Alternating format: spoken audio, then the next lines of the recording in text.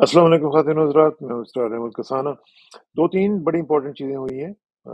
सबसे तो इम्पोर्टेंट ये हुई है कि हाई कोर्ट का फ़ैसला आ गया और उसका ज़रा इम्पैक्ट देखते हैं कि वो किस हद तक पूरे सियासी मंज़रनामे को चेंज करेगा।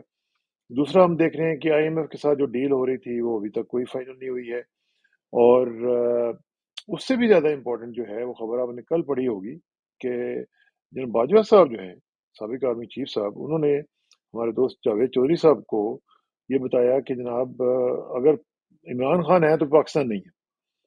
तो ये उन्होंने किस कैपेसिटी में कहा और कितने क्यों इतना बड़ा उन्होंने फैसला कर लिया। और फिर आज कैप्टन सफदर के बारे में आपने पढ़ा होगा कि उन्होंने भी बड़े-बड़े जनाब इंकशाफात किए। उसका भी ज़रा तज्ज़िया करेंगे और इन तमाम उमूर पे गुफ्तगू करने के लिए हमारे साथ मौजूद हैं जनाब सीनियर सलाम साफ़ी सलाम सलीम और सलमान आबिद सॉरी सॉरी सलमान भाई सॉरी। कैसे हैं आप? सर मैं ठीक हूँ, आप सुनाएं कैसे हैं? ठीक ठाक है। असल में मैं आज थोड़ा-सा वो कहते हैं ना बौंतरा हुआ हूँ, वो इसलिए कि वो इतनी बड़ी खबर रात को मुझे मिली अमजद इस्लाम अमजद साहब के बारे में। जी जी जी तो जी जी। उनका मुझे बड़ा शदीद अफ़सोस, उनके साथ बड़ा ज़ाती ताल्लुक था, बड़ा खूबसूरत ताल्लुक था।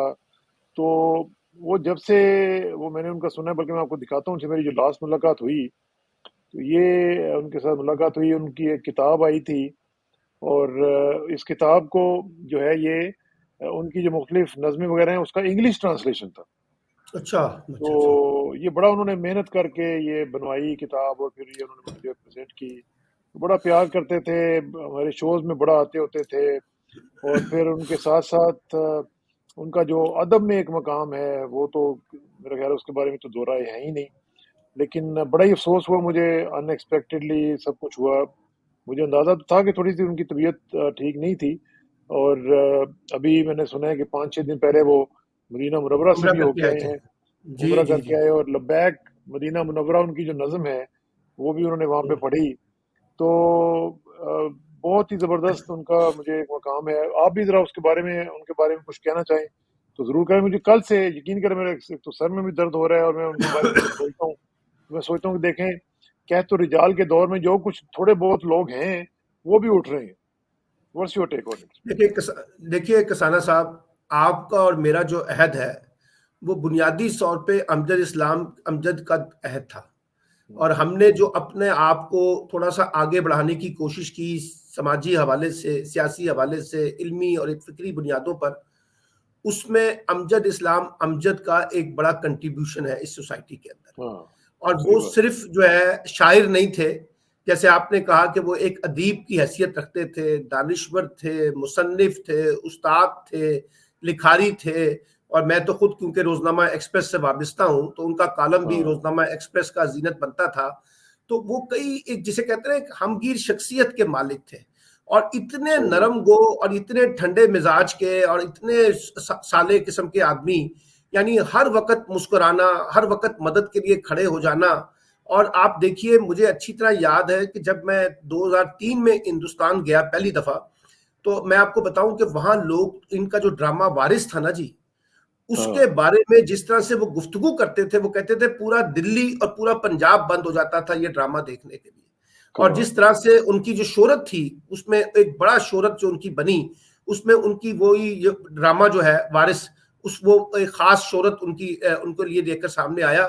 लेकिन बड़े ही नफीस इंसान थे, यानी कि मैं बड़े इस नवेज इंसान आप उनकी शायरी में भी देखें तो बड़ी डेप्थ नजर आती है। हाँ, अच्छा, और बड़े अपने अंदर से एक पीसफुल माइंड रखते थे, यानी किसी हाँ, तनाज़ों में नहीं उलझते थे। कभी मैंने नहीं हाँ, देखा कि हाँ। किसी तनाज़ात में उनको बल्कि रिश्ते में बल्कि मैं आपको बताऊँ, जिस दिन मेरी लास्ट मुलाकात हुई ना, तो उसके बाद फिर मैंने उनको कहा, उसके बाद ही ये रजीम चेंज ऑपरेशन जो है वो चल चुका हुआ था। तो मैंने कहा कि मैंने सोचा ये कि मैं ना कुछ इस तरह की बात करता हूँ उनसे कि कुछ दानिशवराना तौर पर कि इस वक्त जो हमारा इंटेलिजेंसिया है, वो इसको किस तरह देख रहा है। तो वो मुझे उन्होंने कहा, यार इसरार मेरी तबीयत भी ठीक नहीं है, तो आप इसको रहने ही दो। वो आप सही कह रहे हैं कि वो तज़ादात में और इस तरह के मुतज़ाद जो चीज़ें थी या अच्छा जो देखिए, कॉन्फ्लिक्ट्स थी उनमें नहीं आते थे। एक और बात है, देखिए जाना तो हम सब ने है, हम सब हाँ, ने जाना है। आज आज कोई और चला गया, कल कोई और जाएगा, तो हम सब ने जाना है। लेकिन मुझे इस बात का फख्र है कि अमजद इस्लाम अमजद एक भरपूर जिंदगी गुजार कर गए हैं, नंबर एक। हाँ, और बहुत दूसरी ज़बरदस्त। बात यह है कि वो अपना फिक्री असासा छोड़कर गए हैं। अब यस। जब नहीं भी है तो उनका असासा जो है ना वो मौजूद है। हाँ, और जब तक वो असासा पढ़ा जाएगा, देखा जाएगा, सुना जाएगा, उस वक्त तक अमजद इस्लाम अमजद का नाम जो है वो हर वक्त किसी ना किसी शक्ल में मैं आपको बताता हूँ कि यहाँ पे हमारे कनाडा में भी हमारे घर आए और उनके साथ मोहतरम अनवर मसूद साहब भी थे। दोनों आपको पता है रिश्तेदार भी हैं, रिश्तेदार भी है ना जी उनके। हाँ, और बड़ी जबरदस्त महफिल हुई, बल्कि मैंने उनका इंटरव्यू भी किया। मैं बल्कि नाज़रीन को बताऊं कि मैं उनका जो इंटरव्यू है उसका लिंक अपने डिस्क्रिप्शन में लगा दूंगा, अगर आपने देखना हो तो जरूर मुझे भी जरा शेयर कीजिएगा उनका इंटरव्यू का लिंक। हाँ, वो बहुत जबरदस्त था। बल्कि उसमें अनवर मसूद साहब, ये पता है आपको किस तरह की, वो तो ज़रा संजीव में उनका नाम सानी कोई नहीं, तो बड़ा मजेदार किस्म का वो। तो इसमें इसी गुफ्तगू का फायदा उठाते हुए मैं एक और भी, हमारे एक दोस्त हैं, वो भी आज उनको साल हो गया है हमसे रुखसत हुए, मैं आपको दिखाता हूँ। ये हमारे दोस्त थे डॉक्टर शाहिद कुरैशी साहब। तो ये खातिन हजरात, आपको याद होगा कि ये मेरे प्रोग्राम्स में रेगुलरली आते होते थे, यूके बेस्ड थे, लंदन पोस्ट के एडिटर थे, और इनको भी पता नहीं है बड़े ही किसी मिस्टीरियस किस्म की हालत में इनकी डेथ हुई पिछले साल, और उसके बाद फिर हम बर्दाश्त नहीं कर सके, और हम अभी तक उनकी कमी जो महसूस करते हैं और मिस करते हैं। डॉक्टर शाहिद आपको अल्लाह ताला आपके दर्जात बुलंद करे, अल्लाह ताला अमजद साहब के दर्जात बुलंद करे, और उनके जो अहल खाना है उनको भी सब्र जमील अता करे। बहुत बहुत शुक्रिया ख़वातीन हज़रात। ये मेरे ऊपर एक कर्ज था, मैंने सलमान भाई के साथ मिलकर ये इसको उतारने की कोशिश की है। उनका हक तो नहीं अदा हो सकता, लेकिन हम कम से कम अल्लाह के आगे शुक्र हो सकते हैं कि हमने उनको याद किया, उनके लिए दुआ की, और आपसे भी गुजारिश है कि हाथ उठा के उनके लिए एक दफ़ा सूरह फातिहा और 3 दफ़ा कुल शरीफ जो है वो ज़रूर पढ़िएगा। अल्लाह ताला उसी सदके शायद हमें भी बख्श दे। बहुत बहुत शुक्रिया। अच्छा सलमान भाई, आप जरा थोड़ा सा आ जाते हैं कि सियासत के जो हमारा एक अजीब सा वो निज़ाम बना हुआ है, उसकी तरफ चलते हैं। मुझे ये ज़रा बताएं कि इस वक्त जो सबसे बड़ी खबर है वो है जो लाहौर हाई कोर्ट ने फैसला दे दिया। अब इसको आप किस तरह देख रहे हैं? क्या अभी भी उसमें लैतोलाल किया जाएगा? अभी भी उसमें मीम में निकाली जाएगी? अभी भी हम देख रहे हैं कि डिलेइंग टैक्टिक्स जो हैं वो किसी ना किसी तरीके से इस्तेमाल होंगे। बल्कि मैं देख रहा था कि कुछ नून लीग वाले जो वो कह रहे थे कि जिन्होंने नहीं करवाने देने ना इलेक्शन, वो अभी भी कुछ ना कुछ निकाल लेंगे। What's your take?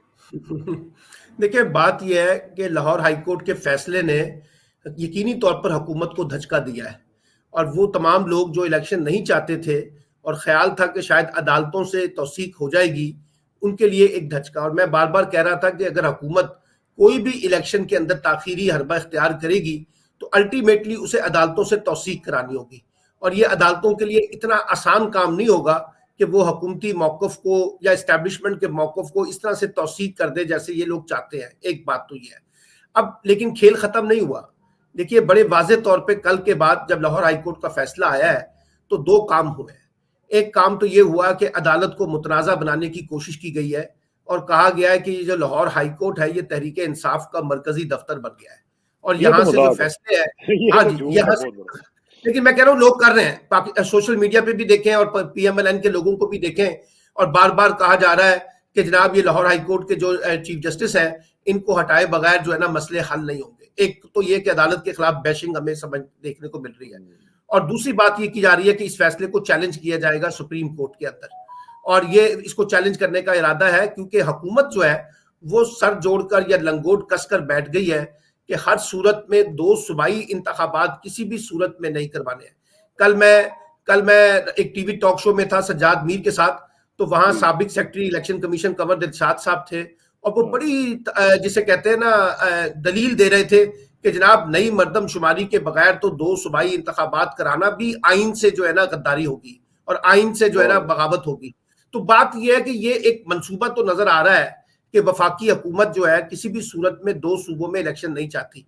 और आपने पिछले दिनों ख्वाजा साद रफीक साहब का और कुछ लोगों के और भी इंटरव्यू सुने हैं जिसमें उन्होंने ये कहा है कि जी ये मुमकिन ही नहीं है कि 2 सूबाई इंतखाबात हो जाए, इंतखाबात एक ही होंगे और वो मरकजी इंतखाबात होंगे, यानी जनरल इलेक्शंस होंगे।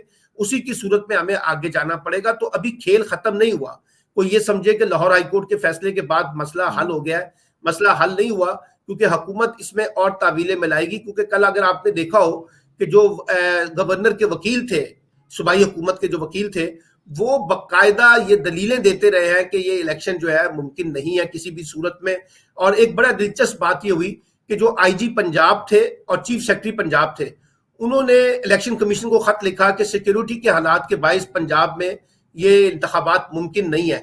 लेकिन कल अदालत के सामने जाके वो सरेंडर कर गए और उन्होंने कहा कि देखिए अगर इलेक्शन कमीशन या वफाकी हुकूमत तय कर लेती है कि इलेक्शन कराना है तो हम इलेक्शन कराने के लिए तैयार है। तो इसका मतलब है कि इसके ऊपर मसला जो है ना वो ये नहीं है कि दहशतगर्दी का मसला है, वफाक पैसे नहीं देगा, सिक्योरिटी के बड़े मसाइल हैं, रेंजर्स का हमला नहीं है, अदालत का हमला नहीं है, फौज नहीं है, बल्कि मसला खालिस्तन सियासी नोयत का है।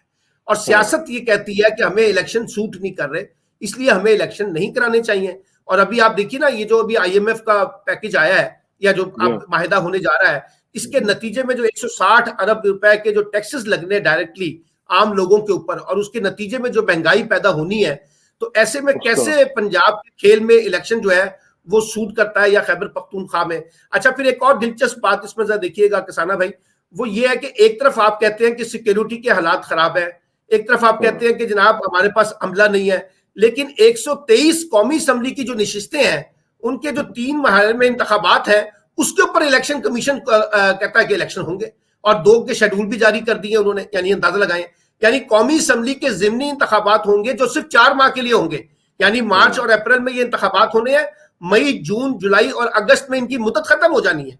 तो 123 नशिस्तों पे महज 4 माह के लिए अरबों रुपए का जो प्रोजेक्ट है, इसकी क्या मंतक है, ये समझ से बाहर है। और कल एक और बड़ी मंतक दी जो मैं आपके प्रोग्राम में पहले कह चुका हूं कि जी कौमी अगर सूबाई इंतखाबात पहले हो गए तो फिर जब कौमी असम्बली के इंतखाबात होंगे तो निगरान हुकूमतें नहीं बनेंगी इन सूबों में, ये फिर यही हुकूमतें इंतखाबात करवाएंगी ना। तो ये तजाद जो है इस वक्त हमें इलेक्शन कमीशन के अंदर भी नजर आ रहा है, ये तजाद हमें वफाकी हुकूमत में भी नजर आ रहा है। और मैं बड़ी दिलचस्प बात आपको बताऊं कि मुझे कुछ निगरान वुजरा जो है पंजाब के, उनसे मुलाकात का मौका मिला पिछले दिनों में, तो उनके बकौल हम तो कम से कम 1 साल के लिए या 6 माह के लिए आए हैं, यानी उनको ये बताया गया है कि आप 3 माह के लिए नहीं आए, आप 6 माह के लिए आए, साल के लिए आए। तो पहले से एक जहन बनाया हुआ है कि हमने हर सूरत में इलेक्शन से भागना है। लेकिन मैं आपको एक बात बता दूं, अल्टीमेटली इसका फैसला जो है ना सुप्रीम कोर्ट करेगी, ये मैं आपको बता दूं, ये गेम जाएगी सुप्रीम कोर्ट की कोर्ट में और सुप्रीम कोर्ट ही डिसाइड करेगी। और उसका इंडिकेशन ये है कि चीफ जस्टिस साहब ने कहा है, बंदयाल साहब ने, कि अब जो मसाइल का हल है वो लगता यही है कि नए इलेक्शन की सूरत में है। तो ये जो सूबाई इंतखाबात हो रहे हैं ना, ये जो 2 सूबों में इंतखाबात होने हैं, जिमनी इंतखाबात होने हैं, ये सारी चीजें जाके जुड़ जाएंगी सुप्रीम कोर्ट के अंदर और शायद आम इंतखाबात की बात सामने आ सकती है अगर कोई दबाव ना हो। इसमें जो सारी सिचुएशन हम देख रहे हैं, इसके अंदर सबसे ज्यादा जो मजलूम एक चीज मुझे नजर आती है वो हमारा आईन है, जो सामने पड़ा हुआ है एक किताब की शक्ल में, ना उसको कोई पूछता है, ना उसको कुछ समझता है, ना ही उसके ऊपर अमल करना कोई अपना को फरीजा समझता है। उसी आइन के तहत हम हलफ लेके आते हैं और उसी आइन की खिलाफ वर्जी करने में हमें कोई तामुल नहीं होता। ये क्या तजाद है जी हमारा? देखिए, पहली बात तो ये है कि इस मुल्क के अंदर हर फर्द का और हर इदारे का और हर जमात का और हर क़यादत का अपना अपना आइन है। और माशाल्लाह हमारे पास ऐसे ऐसे कानूनी माहिरीन भी मौजूद हैं जो हर दौर में नजरिया जरूरत के तहत अपनी अपनी तशरीह भी करते हैं आईनी, और इन्हीं आईनी तशरीहों को बुनियाद बनाकर नजरिया जरूरत के तहत फैसले भी किए जाते हैं। तो इसलिए यहाँ आइन से ज्यादा मैंने जैसे कहा कि मसला कानूनी नहीं है, मसला सियासी है। अगर इंतखाबात आपको सूट करते तो आप फौरी तौर पर छलांग लगाकर इंतखाबात करवाते, लेकिन क्योंकि आपको सूट नहीं कर रहा तो अब आप आइन को ढाल बनाना चाहते हैं और आइन को बुनियाद बनाकर उसके अंदर से नई नई तरामीम, जैसे मैंने कल इलेक्शन कमीशन कमर दिलशाद साहब की साबिक सेक्रेटरी की बात की है कि उन्होंने कहा कि मुश्तरका मफादात कौंसिल में यह तय हुआ था कि नए इंतखाबात जो है ये नई मर्दमशुमारी के तहत होंगे, अगर हमने ऐसा ना किया तो हम आइन की सीरियस वायलेशन करेंगे। तो ये हमारे पास ऐसे एक्सपर्ट्स हैं जो इस तरह की चीजें निकालते हैं, बनाते हैं, उसका जवाब भी पेश करते हैं। अब सवाल ये है ना कि जी अगर हमने, मैं आपको फिर बता रहा हूं कि अगर हमारे लिए फर्द इंपॉर्टेंट नहीं होता, ये इमरान खान को इलेक्शन सूट करते हैं नहीं करते हैं, इलेक्शन को जीतेंगे हारेंगे, ये एक अलग बहस है। असल बहस ये है कि आप आइन को के प्रोसेस को कंटिन्यू करें। और ये मैं बार बार कहता हूं कि अगर ये मुल्क चलेगा, यहाँ जमहूरियत चलेगी, सियासत चलेगी, मईशत चलेगी, तो उसकी बुनियाद भी आइन की कंटिन्यूएशन के साथ जुड़ी हुई है। लेकिन मसला यही है कि अगर हमने तय कर लिया है कि हमने आइन और कानून की बालादस्ती के मुकाबले में अपनी मर्जी और मंशा के मुताबिक फैसले कर रहे हैं, तो फिर जो नतीजा पाकिस्तान भुगत रहा है आगे भी भुगतेगा।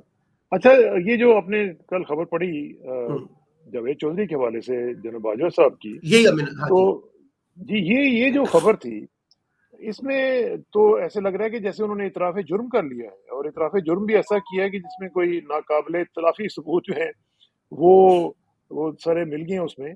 अब ये जो सूरत-हाल है, इसमें अब अगरचे जावेद चौधरी साहब ने उसको थोड़ा-सा क्लैरिफ़ाई भी किया है, लेकिन जो बात उन्होंने कह दी थी वो तो निकल गई, वो तो बिल्कुल अयां है। तो ये जो सूरत-हाल है, अब इमरान खान साहब कह रहे हैं कि फ़ौज से मुतालबा कर रहे हैं कि जनाब ये आप इंक्वायरी करें इनके इतराफ़ के बाद। आप क्या समझते हैं? देखिए, बड़ी दिलचस्प बात यह है कि जावेद चौधरी साहब के कालम के बाद ये सुना यह है कि मंसूर अली खान साहब की गुफ्तगू हुई है जनरल बाजवा के साथ, जी, और जी। उन्होंने कहा है कि जिस तरह से जावेद चौधरी साहब ने मेरे बयान को पेश किया ये ऐसा बयान नहीं है। और फिर जावेद चौधरी ने आगे से जवाबी वार ये दिया कि जो मैं आज का कालम, यानी आज के दिन जो उन्होंने कालम लिखा है वो पढ़े तो आपको बात समझ आएगी। तो मंसूर अली खान ने इसके ऊपर एक वीलॉग भी किया है और तरदीद की है कि जनरल बाजवा ने इस तरह से नहीं कहा जिस तरह से जावेद चौधरी साहब ने लिखा इसको गया। प्रेजेंट किया है। लेकिन मैं आपको एक बड़ी दिलचस्प बात बताता हूं, अगर मिसाल के तौर पे जावेद चौधरी साहब की बात मान ली जाए तो इसका मतलब तो ये हुआ कि फिर रिजीम तो चेंज हुआ, और इसका हाँ, मतलब तो ये हुआ कि ये जो कहा गया था कि हमने फरवरी में डिसाइड कर लिया था कि हम ए पॉलिटिकल हो गए हैं, ये तो उसकी वो नहीं नफी हुआ। है। और फिर इसका मतलब है कि इमरान खान पाकिस्तान की सलामती के लिए खतरा बन गए थे, उनको निकालना बहुत जरूरी था, फिर हमने उनको निकाल भी दिया।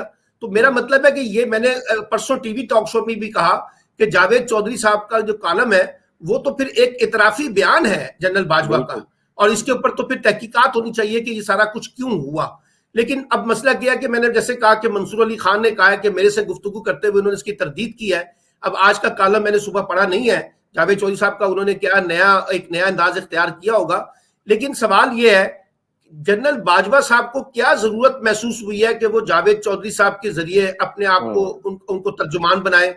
अगर उनको कोई गुफ्तगू करनी है तो वो डायरेक्ट करें, और अगर वो सूरत हाल को मुतनाज़ा बनाएंगे और जावेद चौधरी साहब जैसे लोग जो है उसके अंदर थोड़ा सा मिर्च मसाला भी लगाएंगे तो फिर मसाइल तो पैदा होंगे ना। तो लेकिन मेरा जो ख्याल जो ये है कि देखिए जो ना, बात जी ये है कि जो उन्होंने बात की 2 साल की पाबंदी तो होती है इनकी रिटायरमेंट तक। रिटायरमेंट के जी बाद 2 साल की पाबंदी है। इसके बावजूद वो पाबंदी का मतलब तो ये है कि आप इनडायरेक्टली भी किसी को इंटरव्यूज़ नहीं देंगे, नहीं आप नहीं, इनडायरेक्टली भी अपनी सवाल। ये तो इनडायरेक्ट है ही नहीं, ये तो डायरेक्ट है। हाँ, एक बंदा डायरेक्ट है। कह रहा है कि मैंने 6 घंटे टीवी 6 घंटे मैंने उनका इंटरव्यू किया है और उन्होंने हाँ, ये सारी गुफ्तगू की है, उससे मैंने नतीजा ये निकाला है। तो ये तो इनडायरेक्ट नहीं है, ये तो डायरेक्ट है ना जी।